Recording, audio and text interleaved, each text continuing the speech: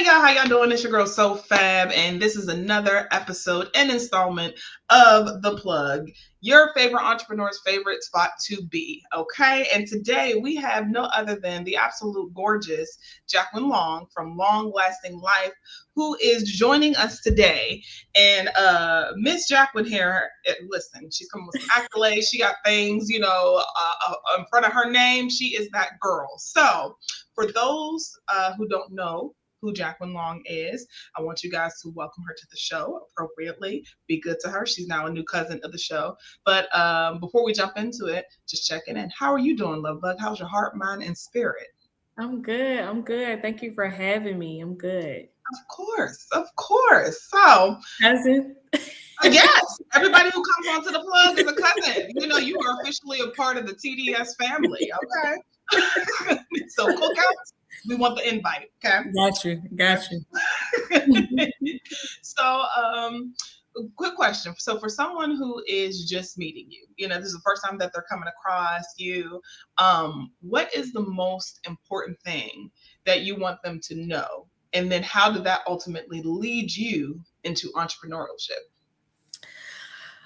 I think the first thing that actually comes off about me is like I'm a people's person. Like I like to have fun, joke, laugh, all of that good stuff. But more importantly, like I care about people, right? Like I think that the biggest thing for me is treat people how you want to be treated, right? So that ultimately led me to, my career path and being in healthcare, taking care of people, advocating, things like that. So that's what at the core, I would say, of who I am.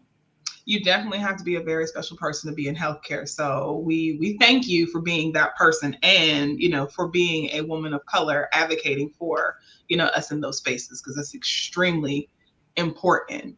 And touching on what you said, like, just being a people person, being in healthcare, and then also being an entrepreneur, what in that moment, or even if there's multiple moments, what made you actually say, you know what, this somewhere along here, I want to step on my own and I want to do something. I want to be an entrepreneur.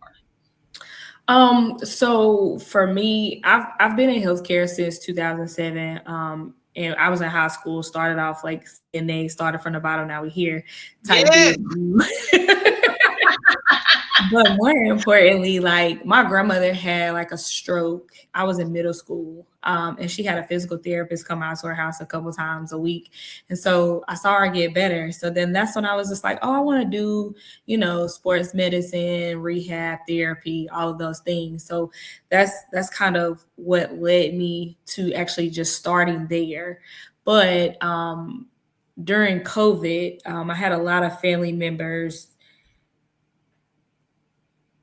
get diagnoses with like respiratory and heart issues, heart conditions. We do have a family history of like congestive heart failure and things of that nature, and then some of which did ultimately pass away. So like during COVID, you got to sit with some things and try to figure out, what's what. So during that process, it just made me think like, what is it that I could do? Like, how can I, what can I do to try to change some of that? And also not only educate my family, but also my community.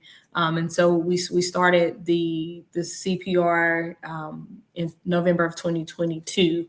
And then back in 24, I was actually, when the business actually wasn't generating the revenue that I wanted it to, I went to the university here and was teaching in the kinesiology department, because those are where all my accolades and degrees are. So I was teaching about kinesiology and different things like that. But in teaching the students about different treatment options, we got to cryotherapy, and there were no targeted mobile cryotherapy companies in the area. So I saw that there was a gap and I got in it. And again, that's just kind of how I stepped out into entrepreneurship. It was just one of those things like, hey, I want to make a difference. I want to educate my community, help people feel better. And here we are. Absolutely. And typically when people think of cryotherapy, they just associate it, someone getting in like this tube and it's just really cold and then they just go on about their day. They don't really know what it's supposed to do or how it's supposed to benefit them. And even if they do, it's not something where it's well known. Right. So, what can you break it down to what cryotherapy actually is and how it benefits people? And then also, how often should people be doing cryotherapy? Okay. So cryotherapy, cryo means cold. Therapy, of course, is just therapy. So it's just a form of cold therapy. Now, there are cryotherapy chambers, right? Where you get into the chamber, like you said, you just get the cold, or the other option could be doing something like an ice bath. And then, of course, when we injure ourselves, first thing we do is grab a bag of ice and put it on that injury. So what I do is similar to the whole body cryo chamber, but it's more targeted, more specific, right? So if you are in a cold chamber, it kind of, the fog and the cold kind of comes down from on top, and just more like a mist. What I do is actually more targeted. We're targeting specifically all of that pressure, all of that cold therapy on whatever's hurting, such as a knee, a back, those type of things. It is better, or I would say it's better, because I've done both, former athlete, so done both. But I would say it's better just because it's more targeted, right? You're treating that one specific area.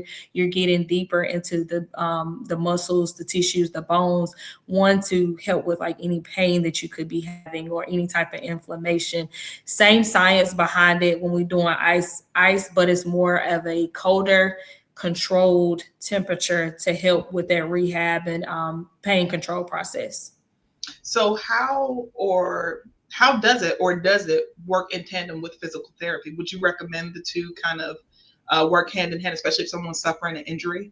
Yes. So actually have a couple clients now. Had one who had a ACL tear. So they're doing rehab and physical therapy with that, but also seeing me as well, and mainly seeing me for like the pain control, but also the swelling piece. So it helps a lot with getting out the swelling. They also can help open up that joint space to give you more of the range of motion that you're going to need. And so we're working together to actually treat this one client. Awesome. And even when it comes to things like that, like especially injury or even rehab or people just maintaining, because like you say, even when it comes to ice baths, I see where people are just kind of doing that just to maintain what they're doing. What is the frequency? What does that look like in order for people to actually see the results? So it actually just depends on the person. Again, like you said, I have people who just, a lot of my athletes who are not specific, don't have a specific injury. It's just they doing it on a routine, because a lot of players are, working out every single day. They're tired. They need the recovery piece. Those guys, they may be doing, like I have contracts with high schools, right? They have a recovery day once a month. And then there are other ones who can afford the membership packages where they're in there every other week or once a week. So it just depends on, what works best for you. And then, someone like my father, who is a little older, and he just has arthritis.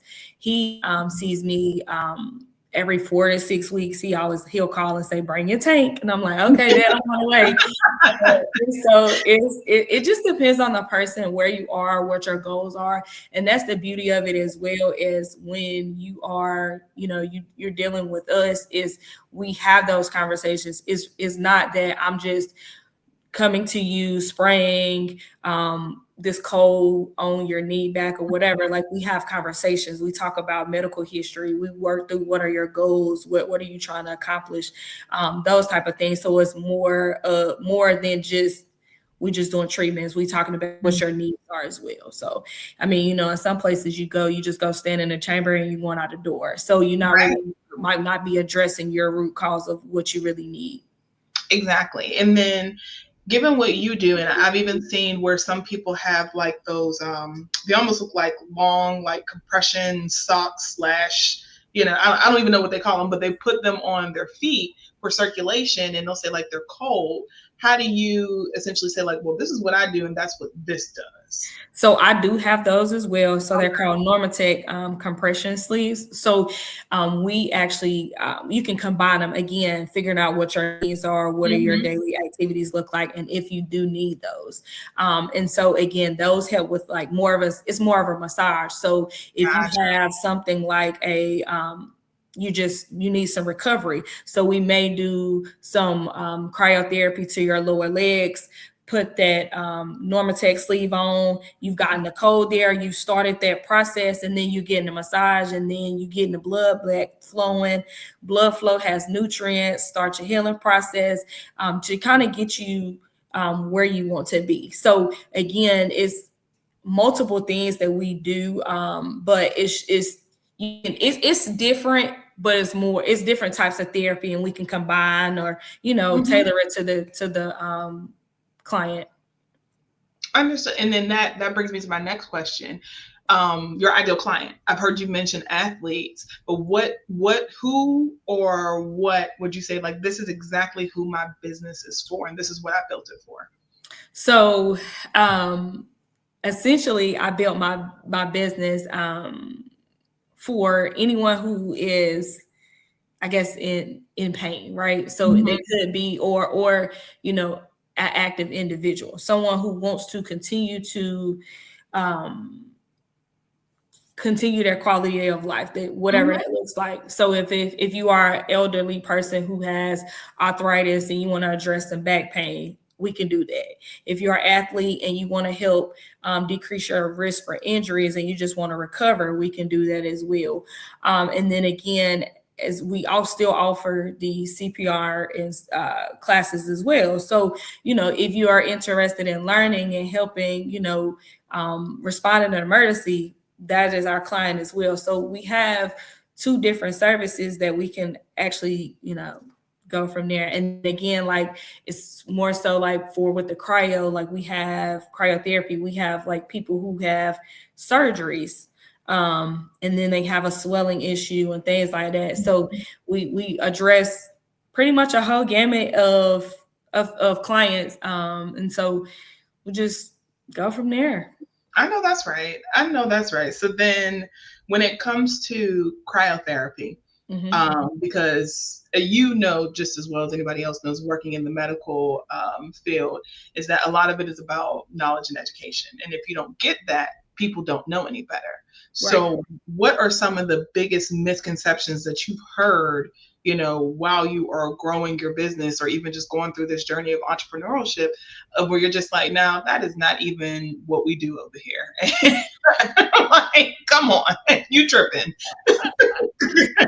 Listen, you wouldn't even believe a half. And I'm just like, how you get there? Like, who told you? Like, it's to the point now where I even have Myth Mondays on social media because I'm just like, okay, I got to start addressing some of this stuff because it's crazy, and it's really like, it was, I think the one last week was you don't need the ice or ice hurts. It was something crazy. And then, so like, I literally broke the science down about, and that's the thing is like, again, for me, I think what sets me apart is like, I'm just not a person who just kind of bought a cryotherapy machine and just start spraying people. It's like, I know the science, like I know how the body works, like that's my background. So then having to educate people and say, that's not quite how that works, right? So just, I wouldn't say there was one particular thing that kind of stood out to me the most, because it's a lot. Like, only athletes can use it, or you have to be in pain, or it's just been crazy. I'm just like, did you get that from Google University, or like where did that come from? Like, you're just making stuff up at this point. Exactly. Shooting off the hip, right?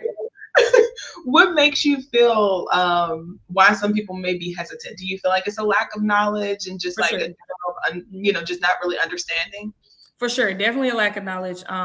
We don't know what we don't know, right? And, also too, I think is when the internet is the internet, right? And so I think a lot of times people also, the conversations that I also end up having is, one, it's a lack of knowledge, but two, I think is, a lot of times is people will finally book me and they're like, oh, I've been wanting to book you and I've been wanting to try it, but I didn't know. And I'm just like, I think I'm nice. So like you can ask. But secondly, it's really more of I think they see it and because they don't know what it is, they think it's like $1 million, right? And so, and I'm just like, it's really, I didn't create my business to one, as I said, help my community, help my peers, and make it not affordable to the people around me. And so it's just when I created it was like, hey, I want everybody to be able to utilize this because we see, the LeBrons, the NBA players, like I have contracts with NFL and NBA players and things like that.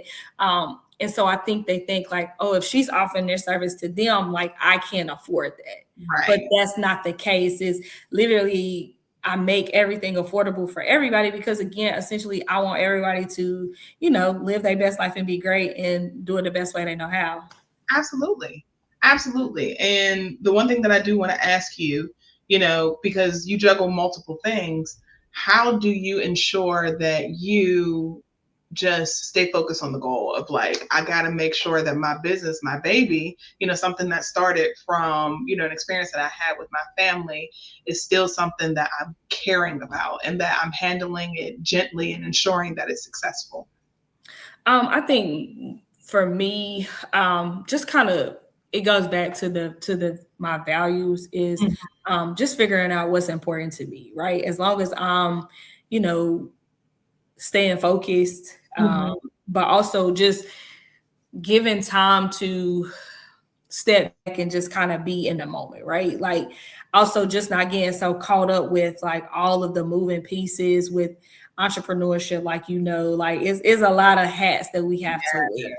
But at your core, like at my core, like I want to be a great person. Like I want my business to be reflective of that as well. Treat people right, treat people how you want to be treated, those type of things. So I think at the core, it's just if I do those things, everything will kind of line up how it's supposed to.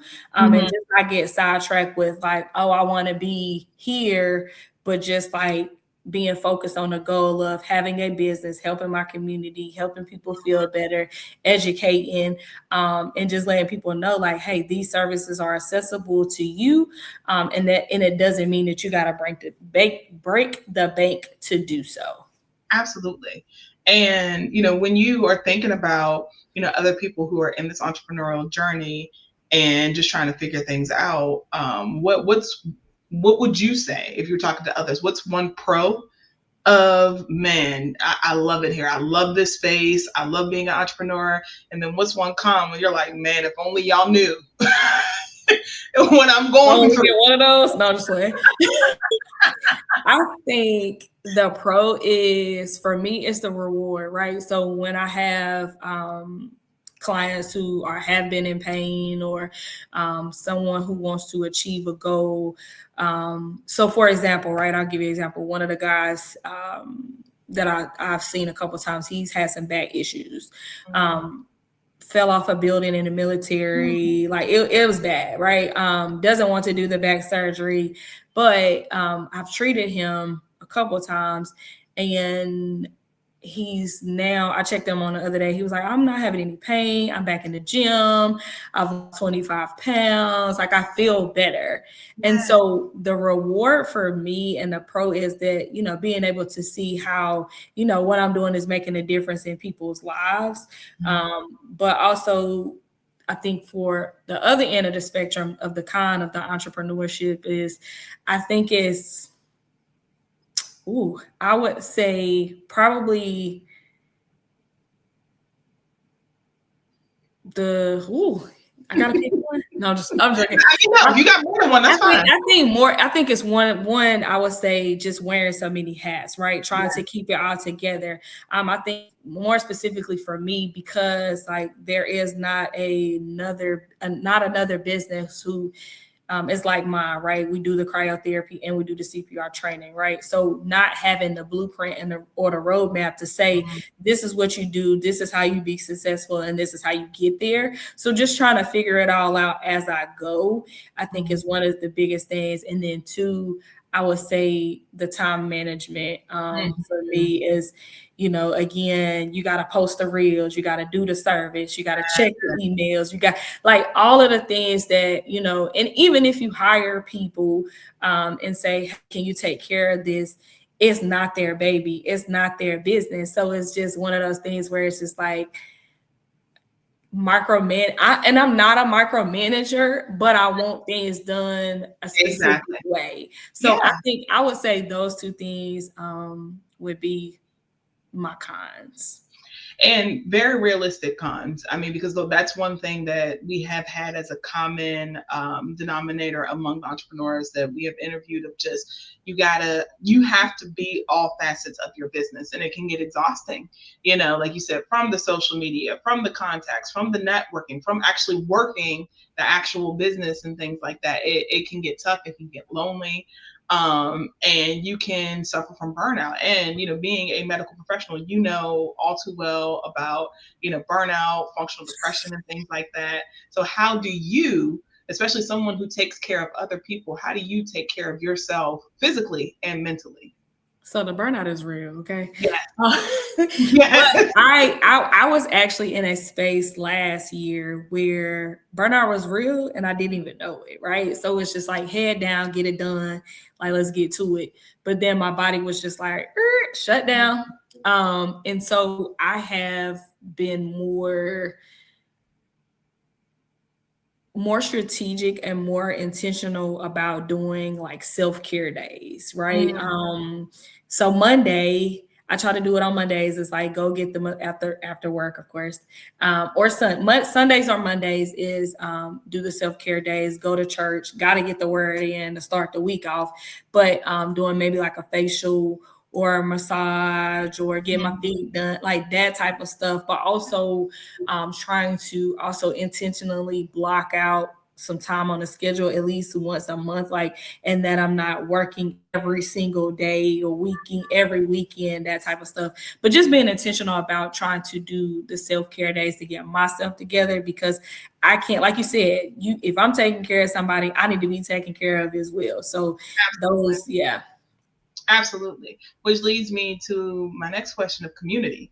That's something that we have talked about with a lot of our entrepreneurs of just how solid of a community you have and how necessary it is. Because, Mm-hmm. like you said, being an entrepreneur can get lonely, it can get tiresome. So, who are the people that you can essentially depend on that will either say, hey, Jacquin, like you are going 1,000 miles a minute and you're going nowhere. We just need you to calm down, or I see what you're doing. How can I help? What does community mean to you? And then, how do those people come through for you?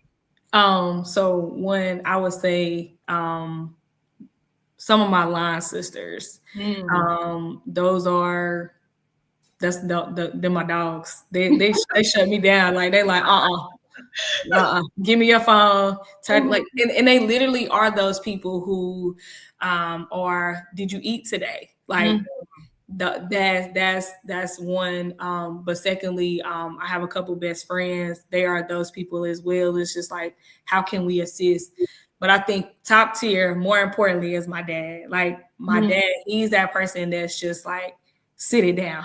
And he know Mm. I'm gonna listen. So like he dad, so I can't argue with it. So he's really one of those people that is just like, you're doing too much, you can't get it all. And he knows, like, and I get it from him. Like he's such a hustler. I mean, just instill hard work, values, like all of those things in me. So I seen him do it. So quite naturally, that's just how I'm programmed as well. But he's one of those people like, not today. Enough is Yeah. enough. Like he just cut it off. He's like, you can't get all the money. I'm like, huh? He like, and I mean it, and I'm not playing. And I'm like, yes, sir, Dad. I want no problems with you. Yes, So yeah, exactly. he's really I think he's really one of those ones. Now sometimes my friends they'll just be like, do we need to call your daddy? And I'm like, no. I'm going to tell on me. Wait. Like I thought we was friends, right? So like I'm like, nah, but yeah, I think he's one of those people that's just like, yeah, enough is enough. You gotta shut it down, like take care of you. And so I think that's my tribe. And that's so important. And the one thing that the other thing I want to ask too is just a reflection question. Being where you are right now, if you were to talk to the younger Jacquin that was on the cusp of saying, I'm going to jump, I'm going to do this, is there anything that you would change, or what would you change in order for that person to feel more equipped before they jump into the entrepreneurial pool? Um, I I don't think I would. I don't think I would. I think the only thing I probably would change is I would have did it sooner. Mm. I can't be an overthinker, right? I really am one of those people that we're gonna pros, cons, think about it, pray about it, go back and forth. Like I can be an overthinker. And so I think that just having the confidence and faith to say it's okay. Like you might not know what this looks like, but it's okay. Like, with faith and prayer and God and your circle, like you will get through it. And so I think for me it was probably doing it sooner. But just also relying more on like my family and my network and my friends. Cause again, like I'm always head down trying to get it done myself. But I also feel like that's one of the things is like, it's okay to ask for help too. And I'm just in a space at this big grown age that realizing like, it doesn't make you weak when you ask for help. Right. And so it's just relying more on people and saying, hey, I'm okay. I don't have it. I don't know the answer, but we'll figure it out. So I think those two things is just, being in a more of a vulnerable space to say like, I don't know, but we'll make it work, and doing it sooner and just not being so strong all the time, and that's it. And I thank you for saying that and being transparent in that moment, because that's one thing that I do want people to understand, especially women and then women of color, to not feel like in this journey, whether it is that you have the 9 to 5 or you're an entrepreneur, whatever it is, you do not have to do it alone. And, to your other point is just knowing when to ask for help, and it does not make you weak. And I hate that that's something that's been conditioned in our mind to believe like, well, if I ask for help, then people are going to think I can't do it or I don't know. It's like, no, you're saving yourself. Like, for sure. Right. Yeah. You want to verge of a breakdown, you need help. Yeah. And then even in those spaces, like, being an entrepreneur and then having clientele where, you may see them and they may be, that they need what you're doing, but they're not saying anything. How do you massage those conversations to be able to say like, look, I see where you're trying to get, but you're going nowhere fast. And I need you to listen to me when I tell you, these are the steps that you need in order to get where you need to get. I think having that open communication and just saying, hey, I'm here to help. Like I'm not, sometimes we go into the doctor's office and it feels like they're barking orders at you. And so I just try to build more of a rapport with my clients and things. It's even after the appointment's over, like I'm still checking like, hey, are you okay? Do you still feel okay? Like having that open communication, and then also letting them know like, do you have any questions? And if you do, let's talk about them. And then also, I think when you have more of that gentle communication with them, it opens the door for more. Because sometimes it's really like when you go again to an office or somewhere to get a service, it's like a lot of times they just want your money. They want to send you out the door and then on to the next. But I think just having that open rapport and communication, just be able to open those conversations to ask the questions, and I'm asked the probing questions. And then also I think with them knowing like, hey, she does have the knowledge in this area, it's okay for me to ask. And I know she's going to give me a real, true, raw answer, and it's not going to be sugar coated. But I think too, like even when we're going into doctor's office and things like that, they're talking in the bigger terms. We don't understand what's what, and we got to ask a lot of questions. So I do try to kind of break it down a little more, because I do have clients saying like, what do they mean? Like even down to what is the they all say the crypto therapy, and I'm like, no, Yes, crypto. What? And I'm like, no, cryotherapy, which is why, you know, like when we talked about it in the beginning, I'm like, cryo means cold, and then of course therapy. But it's just having those conversations and opening the door for the communication is, I think, is the best for that. Absolutely. If you had a magic wand and you could literally just do whatever you wanted, what problem would you want to solve for entrepreneurs like you, yourself, and for others?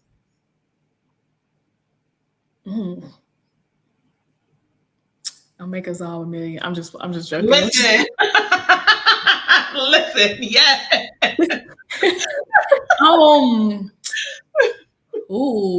If I had a magic wand for entrepreneurs, what would that be?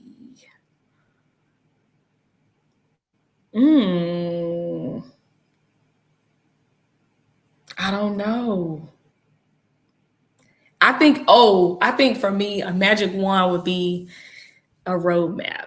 A roadmap. And what I mean by roadmap is whatever your goal is, if there's a number, if whatever that looks like, magic wand says this is how you get to that the easiest way possible. Less stress, less whatever. You just accomplished your goal, your wildest dreams, and this is how you do it. Yes, absolutely. Absolutely. I never even thought about that. Agreed.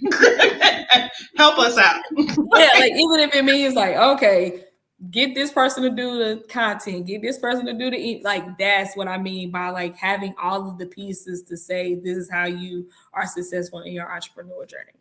Absolutely. Girl. That was wow. I mean, hey, you never know, right? My God. We received that. Can we make that happen immediately? Look, amen. Like, please. So then what is next for you? Like, what is the next goal where you're like, I'm striving, I gotta get here. This is at the top of my brain, and this is, I'm not gonna stop until I get to this point. I would like to, I think my next goal is to tap more into cryo slimming, right? You know, everybody is doing the GLPs, everybody is doing like the weight loss. We are obviously offer the cryo slimming, where is, I'm sure you've heard of like Sonabella, the cool sculpting, getting the waist off, all getting the waistline off and things like that. So we do that with the cryo slimming. It's more of a natural way. You don't have to take all the injections and the shots and all of that. And so it has been very successful because obviously that's what everyone is doing. So you'll see 1 to 2 inches instantly off your waistline.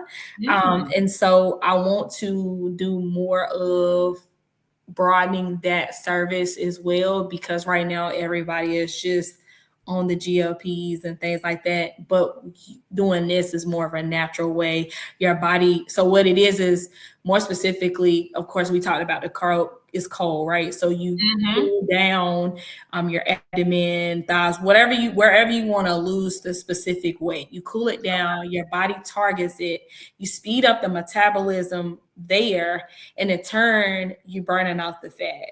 So then, like, so the next couple of days, like your body is still targeting, you burning it off, and then obviously you tailor it to whatever your goals are, as far as what your numbers look like. But that's really, I think my biggest goal is to just educate people on what that looks like. You can do the same things, but in a more natural way. Yeah, definitely.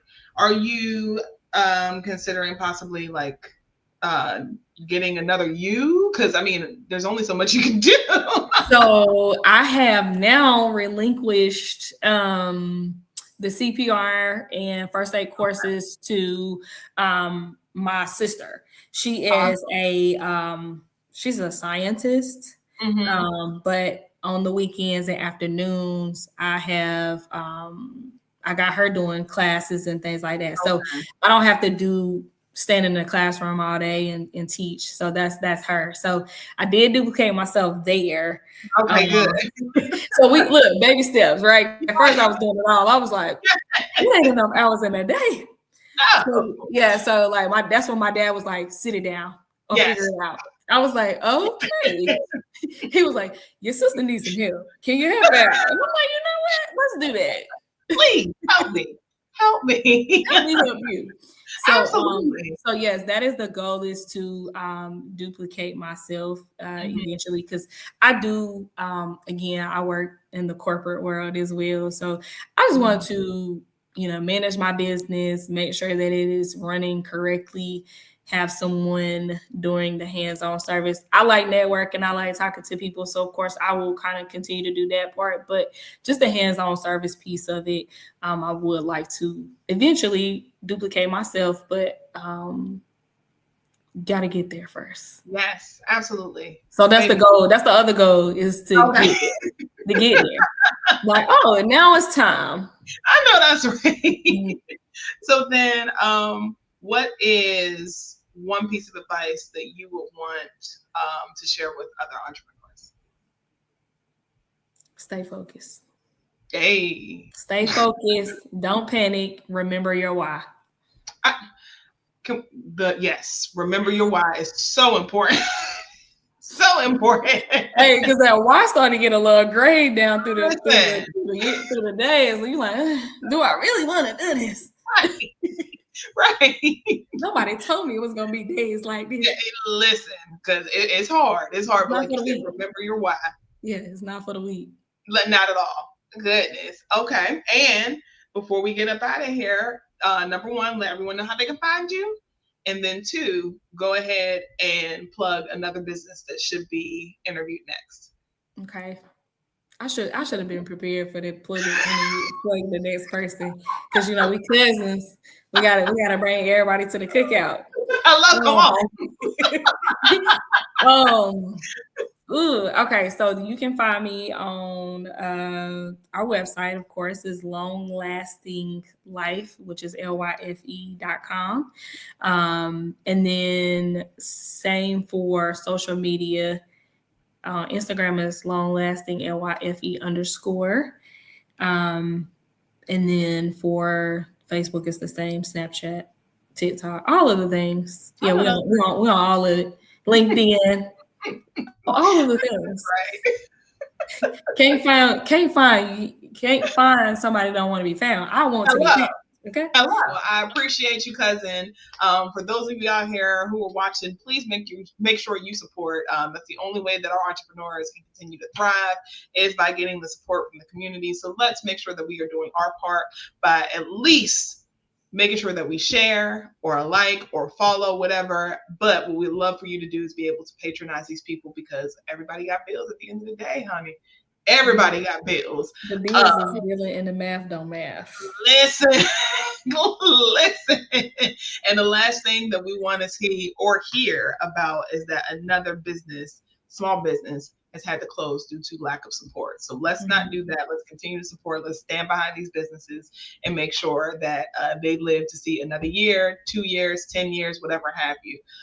But you guys have officially been in the plug. We appreciate you, and we'll get that next person when Jacquin gives us their information. I got you. I promise. I got you. But we appreciate y'all. Thanks for locking in. It's TDS Radio, our voice, our culture.